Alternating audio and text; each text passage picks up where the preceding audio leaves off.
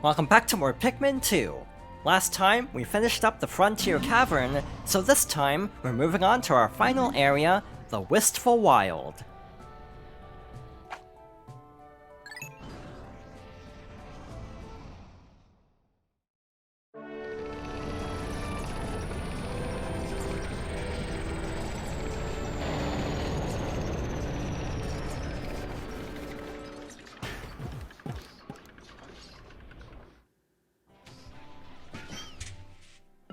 The Wistful Wild is a very fitting final area in more ways than one.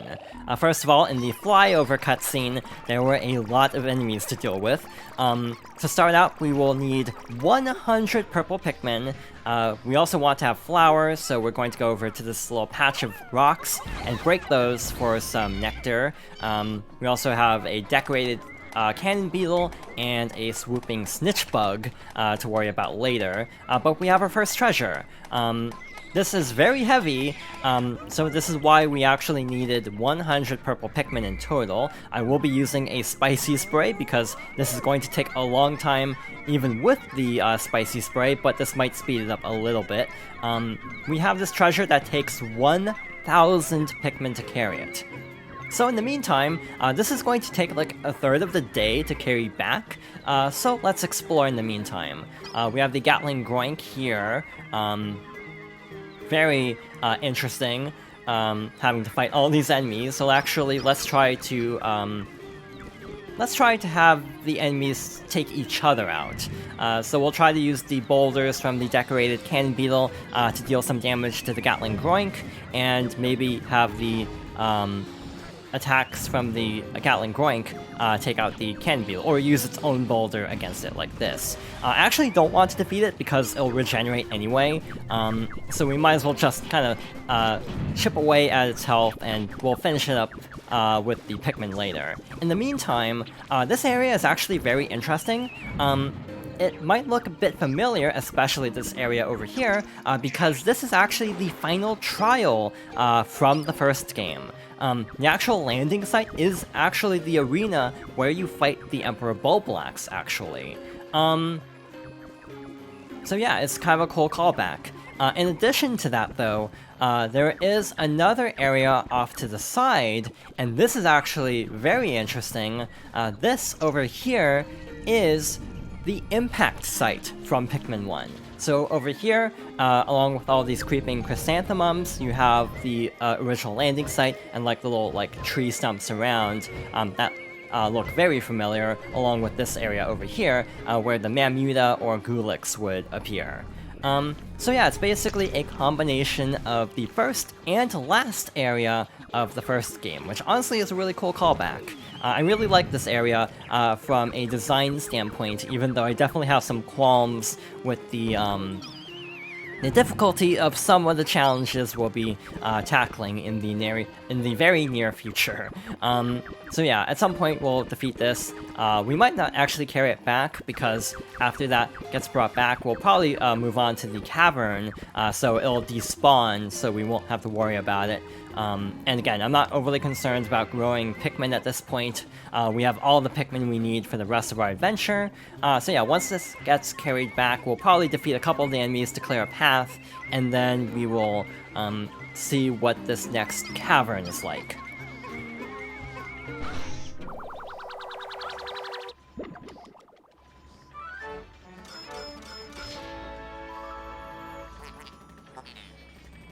Worth 3,000 Pokos, we have the Doomsday Apparatus.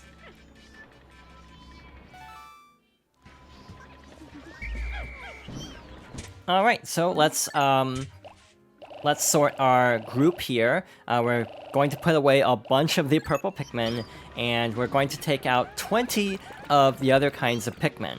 If you have 20 Pikmin of each color in your party, there's actually an Easter egg. It's actually worked out that we just never had that many Pikmin in the squad before, but we'll be able to show this off. Yeah, when you have 20 of each Pikmin color, the Pikmin will actually start humming a song. From a commercial for Pikmin 1. The song is called Ai no Uta. And yeah, to my knowledge, I don't think it actually plays in the game itself, but it does play in like the commercial. I'm pretty sure the song was also in one of these Smash Bros. Games. So yeah, kind of a neat little Easter egg. It might be a little bit tough to hear, especially as we might have to fight enemies, so one moment. We definitely want to take care of this first before trying to listen for the song, and also deal with the Gatling Groink, who actually seems to have moved on.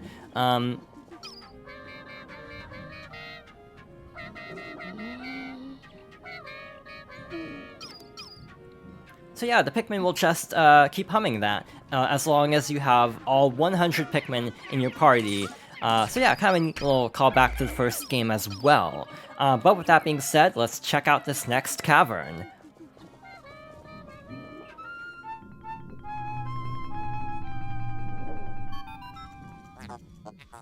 Wait, from all appearances, this is a particularly frightening crevice. The data is horrifying. Courage is one thing, but recklessness is something else. Perhaps we should turn back? Well, if you still wish to enter, keep your daring in check and just focus on surviving.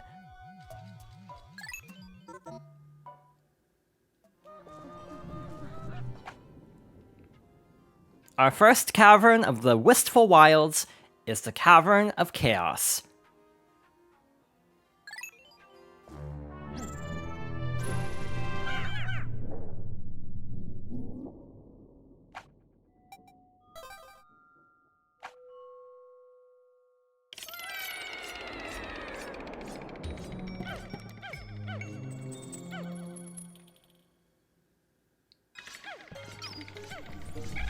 It's always a good sign when you are immediately greeted by Dredge bugs, bombs, electricity, and both types of blowhogs. So yeah, this area is dangerous. At this point, you might want to take basically 20 of every Pikmin, just to have elemental coverage for everything. But again, the red Pikmin, I do feel like I will end up using other types of Pikmin for a lot of things, but we actually do need them for something coming up. There are ways around this as well, but it's definitely kind of scary, so I would prefer to use red Pikmin for this. By the way, the bombs can destroy the various like elemental, like the fire geysers or the electricity. I'm also going to destroy some of the electricity around the starting area because I'm very nervous about how close this is to the starting area.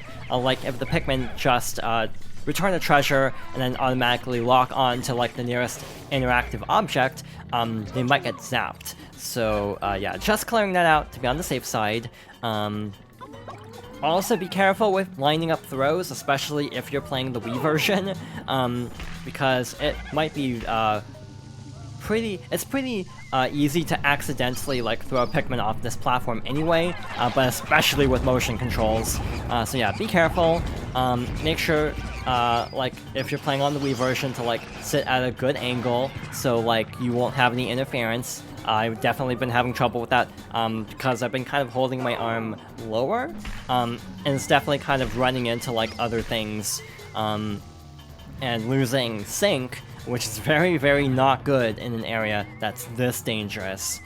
So yeah, we will try to... actually from here, I'm debating how to approach this. Part of me wants to make a beeline for it with the white Pikmin. I will defeat this one for sure, but after this, I think I'll leave this one alone. I don't know how to fight it. It's inside of a pipe. Also, that takes care of the electricity on this floor, it looks like. Another problem I have with certain caverns is when you have areas like this, there's not even that much room to like disperse your party, or like separate the Pikmin into groups, because of just how like busy some of these areas are with tons of hazards, and also just not a lot of room to maneuver. So yeah, that also makes it a little bit tricky at times. It's just how little room there is to actually move around. This is slightly dangerous, but we'll see if this works.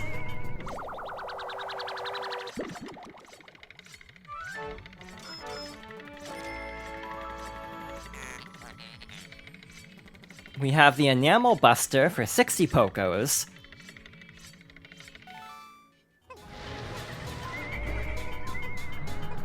So one Pikmin got hit with the water, but we were able to save it, thankfully. So let's carry this back. It should be fast enough to make it past there, and we'll be free to move on as soon as that is brought over to the pod.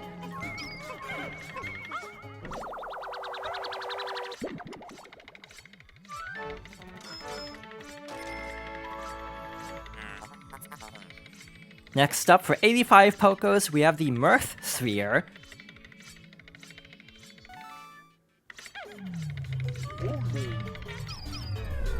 And that takes care of sub-level 1.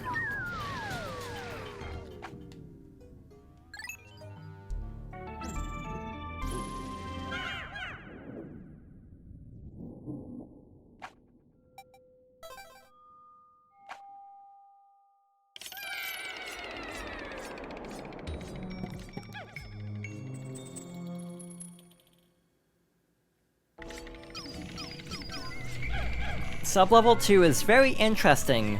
I actually deliberately looked up a speedrun for this floor, because I was wondering how they would tackle this. It's actually in a way that I wouldn't have thought about, but it actually makes a lot of sense. So basically, we have a couple of treasures, and all of them are inside of the fiery bulb axes. So logic would indicate that you would need fire for this. Technically you don't. Technically you could use purple Pikmin for this by just using throws and like chipping away at its health and then whistling Pikmin to safety. Obviously that's a lot more dangerous. Alternatively, in the past, I have sometimes gone through this floor simply using punches. Like, not even kidding. I've actually used punches to defeat all 3 bulb axes. It is not fun, it takes forever to get through this floor, so we're not going to do it that way. Instead, we have so many bitter sprays, like, so many more than I thought we'd have at this point, that we're simply going to fight these. So with our 20 red Pikmin, we're basically going to petrify each one, and then have the red Pikmin take them out. Again, if I didn't have this many sprays, I definitely would probably resort to simply punching them all. But since we have such an excess at this point, this isn't even like, you know, being prepared, this is just overkill. Like, in terms of how many more we need, or how many more I would like to have had, that would be like maybe 5. So having this many is just, yeah, excessive at this point. So we might as well speed this up, to be honest. Alright, so that takes care of all of the fiery bulb axes, so all that's left is to carry everything back. Which, actually, let's start with the one farthest away, since this one will take the longest. At this point, you also have to get used to making sure that Pikmin don't fall behind, especially now that white Pikmin are actually slower than you are. Yeah, you might occasionally have to stop and let the Pikmin catch up to you because of how fast you are with the last upgrade.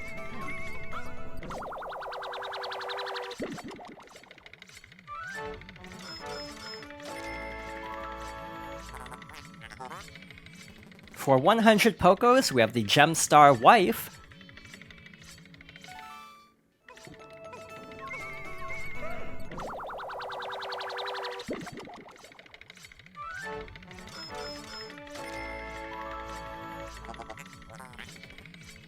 And we have the Frosty Bauble for 100 Pokos.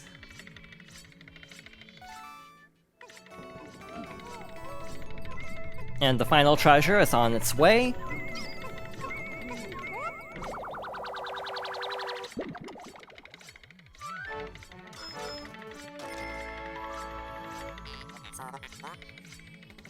This is the Essence of Despair for 80 Pokos.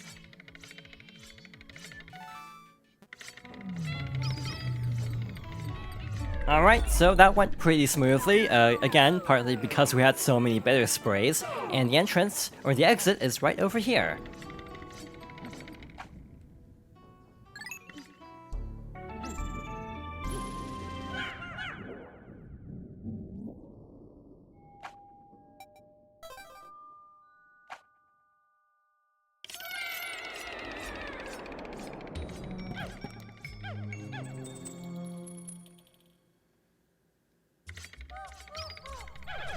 I am not a fan of this floor for a couple of reasons. First of all, we have a lot more creeping chrysanthemums over here. I can see 2 right away. We also have boulders. I almost didn't react fast enough. That would have been very, very bad. So yeah, let's try to get it to attack, and then as it staggers, we'll try to stun it, meaning it also has to play out the entire animation even if it stops being stunned. It is a little bit risky letting it attack, but definitely seems like it's worthwhile because of its stagger. Again, as someone who actually does have a lot of trouble fighting these, I almost feel like they're easier to stun after they stagger as well. It looks like we have 2 more. I am debating if we have to actually fight them or not. We also have another set of Mamutas. Again, they don't really harm Pikmin, and actually, if you have leaf Pikmin, you might want to let them get buried on purpose, because then you will end up with flowers, which can be good. In this case, we actually have all flowers, so we don't really need more at the moment. We actually might as well leave them alone, because again, they don't really hurt your Pikmin at all. Looks like we have something buried over here. Actually, it might get in the way. Again, it's trying to be helpful in all fairness, which always makes it kind of sad having to fight them because they are getting in the way of, like, carrying everything back, even if they are actually trying to help the Pikmin by making them flowers. It's actually kind of cool having, like, an enemy type, like the Mamutas, that are not actually inherently harmful, but they definitely can get in the way. So where is this exactly? There it is. Sometimes with buried treasures, it can be difficult to line up where exactly you need to stand. Also, I am keeping a close eye on the Pikmin in case a boulder spawns after the treasure is unearthed. Because again, some things only happen once the treasure actually is about to be carried back. So yeah, trying to be a little bit on the safe side, keeping an eye on the Pikmin, just in case. We also have a lot of walls over here. I actually don't think we have to break those. We do have to go over here for another treasure. Okay, there are 2 more here. We might be able to leave them alone, but I might defeat at least one and not take my chances with trying to slip past.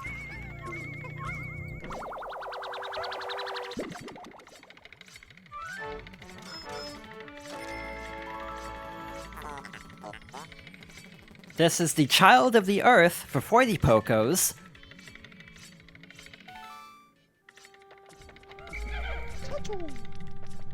So with the purple Pikmin, we'll try to clear a bit of a path over here. The Mamuta might cause trouble while trying to fight this enemy, so let's kind of hang back a little bit, not get too close to the whole group. That tends to be how I approach a lot of fights in Pikmin, is kind of hanging back and trying to lure enemies away from the overall group.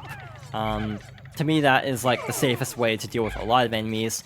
Maybe it's my Xenoblade fan that also likes to try to lure enemies away from the overall group to try to get past some things a little bit more easily by fighting one thing at a time.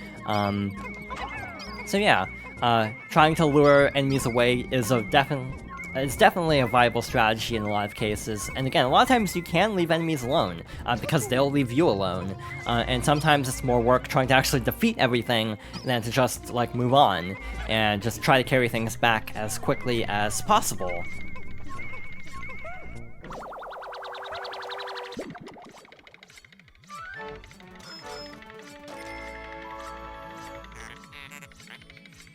Worth 30 Pokos, we have the Infernal Vegetable.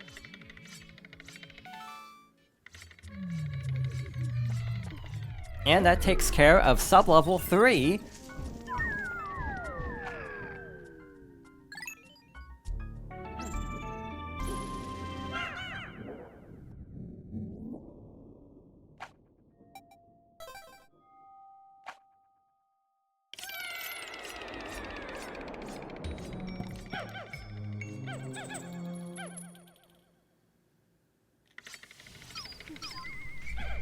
I'm really glad the boulder stopped after the cutscene started, otherwise that would have been bad if a boulder had fallen. But yeah, we got through that floor no problem. This floor might be a problem. we have a very easy treasure to pick up right at the start.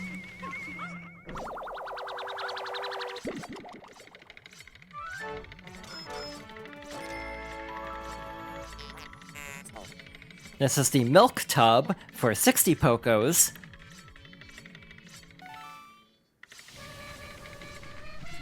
And here's where things get interesting. Which one do we have to fight? It's this one. Or is it this one? It's actually this one. So basically, we have to fight a couple of Emperor Bulbulaxes. Well, we don't have to fight them all, because we have bombs. Okay, I was not expecting it to immediately dig underground again, but basically, we have these large bombs. We want to lure it over to the bombs and have it eat the bombs. This is basically kind of like how we fought the main Emperor Bulbulax in Pikmin 1.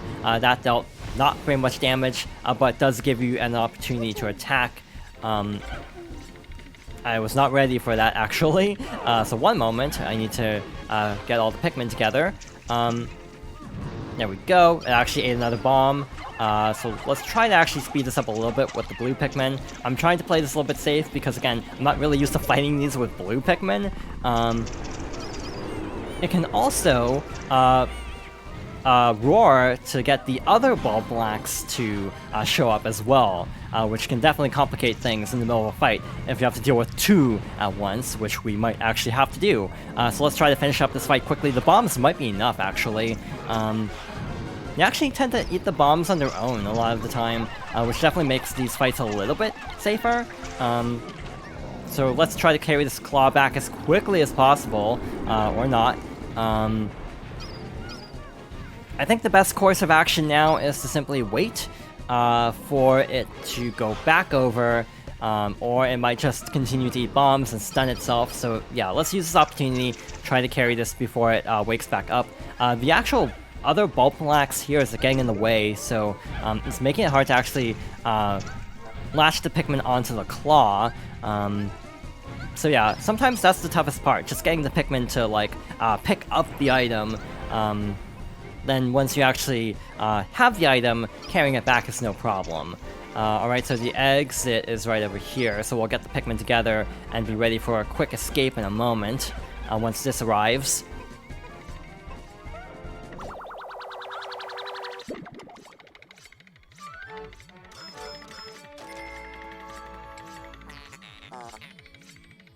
This is the mysterious remains for 150 Pokos.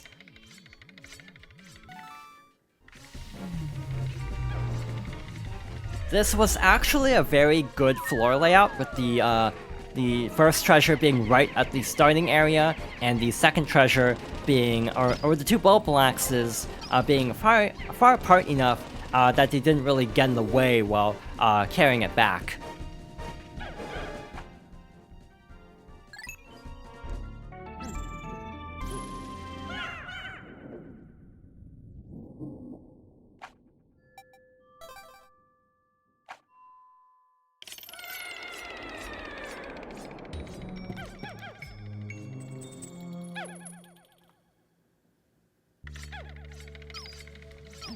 And we actually have nothing on this floor, because this is basically a rest floor. As usual, with floors like this, I am going to take purple Pikmin just in case there's like a Doodlebug or a beetle. I'm pretty sure the flint beetles actually can drop spicy spray also, but this is also a problem. The Pikmin will chase it, and because they can't deal damage, sometimes they can be lured into danger. So yeah, it is good to keep an eye on flint beetles, even though they're not inherently dangerous.